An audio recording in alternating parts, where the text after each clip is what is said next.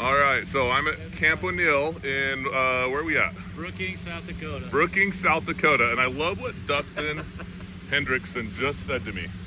I asked him, he said it was built in 1923, right? Yeah, erected 1923. For $75,000. Yep, 75 grand. And so I asked, I said, why did they build this here? Like, is this like a military thing to say, I'm here? Is this like, what is it? And he said, no, it's a beacon of light, right? Education center. It's a beacon of light. And it's tall and it's aspired, yeah. So here's what I love. Here's what I love that he said that to me. In all my life, this guy is a beacon of light. Oh, I'm not just saying that. Every now and then he'll call me and he'll check in. He'll be like, hey, and he's not checking on an investment. He's literally just being a friend. And he literally just calls me and he says, hey, how's things going? And that's it. And here's what I've learned about billionaires, by the way. It's my favorite thing. So I don't think Dustin's the kind of billionaire that has to be there all the time, but I've worked with a lot of billionaires that have to be there all the time, and they have to oversee and shadow all their investments. And so what I've learned about billionaires that Dustin so naturally already does is he doesn't, and he probably just does this naturally, to be honest. But it's literally, all you have to do is send a text message and it literally says, hey, what's up? Yeah. That's it. That's it. And what's crazy is people's emotions take over, and maybe that person you're reaching out to is just the beam of light. And here's what's gonna happen. You're gonna hear everything else that's going on, right or wrong in their life, right? You probably hear a lot of this when you just reach out randomly. Hey, what's up? How you doing? What happened? Not too much negativity. Not too much negativity? Almost never, yeah. Very, very rarely. Very rarely. But I'm not sending out a negative signal, so I don't attract very much negativity. So what's interesting is, here's the thing is I bet that Dustin gets something that comes off as negative to other people, because I like how you just said that. I love that this is also improv, by the way, so this is good. Pure improv. So Dustin makes money by being a part of any type of real estate syndication deal, yeah? Yeah, owning real estate mainly is how I make most of my money. Owning real estate. So here's the thing.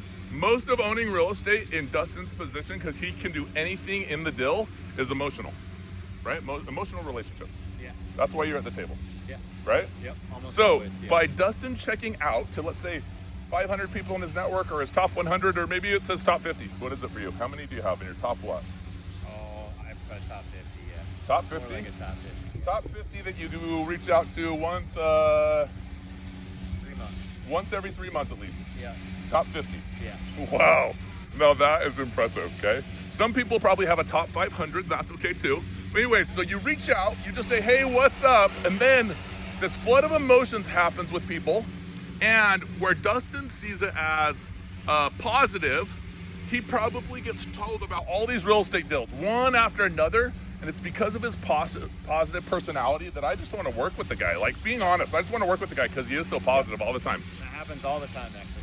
I get invited onto deals because I just offer some positivity and some enthusiasm about the deal. Yep, and he's a badass on LinkedIn. Like, he's the only guy on LinkedIn that shares his family 24/7, which I love. And then he talks about his deals. He always introduces his partners. You could literally go to his partners direct. That's what's so cool about this guy. Oh yeah. And he doesn't care. And so I just met him for a second, and I'll jump off because I don't want this to be too long.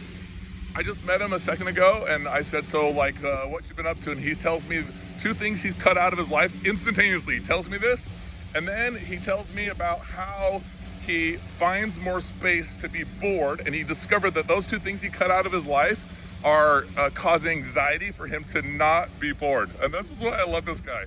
He always finds time to be bored. So I saw that he went down and saw Dr. Patrick Porter in Austin, Texas. Awesome.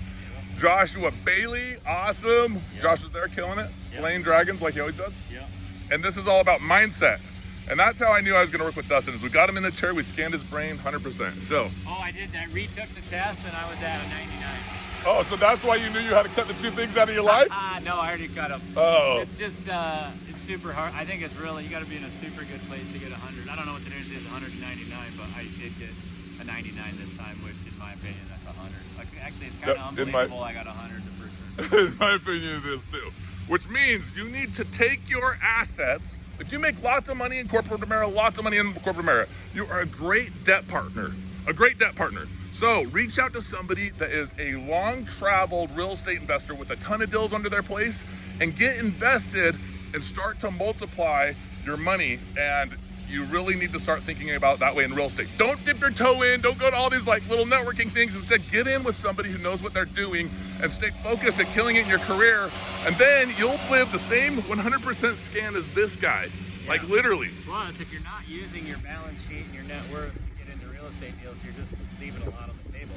That, you know, you can even do some deals where you're not even a guarantor. So you get very minimal, but we're always looking for guarantors, signers, KPs, and equity.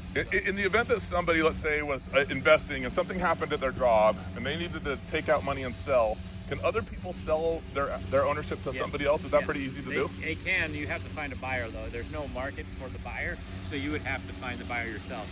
A lot of times, though, in these deals, development deals specifically, one of the owners would just buy you out.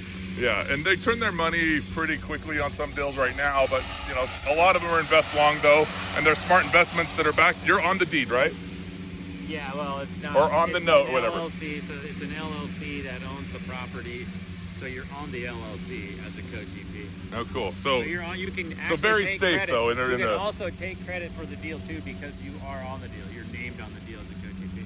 Yeah. So you get to take credit for the deal. You say, oh yeah, I own however many doors that one is. So when Grant Cardone says, I own X billion under assets, but then you see his disbursement checks and he says that he pays these high percentages, if you do the math, it's because Grant Cardone owns little percentages on lots of deals. There's nothing wrong with that. That's a great thing for your resume. So anyways, check out Dusten Hendrickson on LinkedIn. He's amazing. I love the kid. And as soon as my two very public big things that people know about come close, that extra cash and capital will be going right into this guy. So anyways, everybody have a good one. Bye.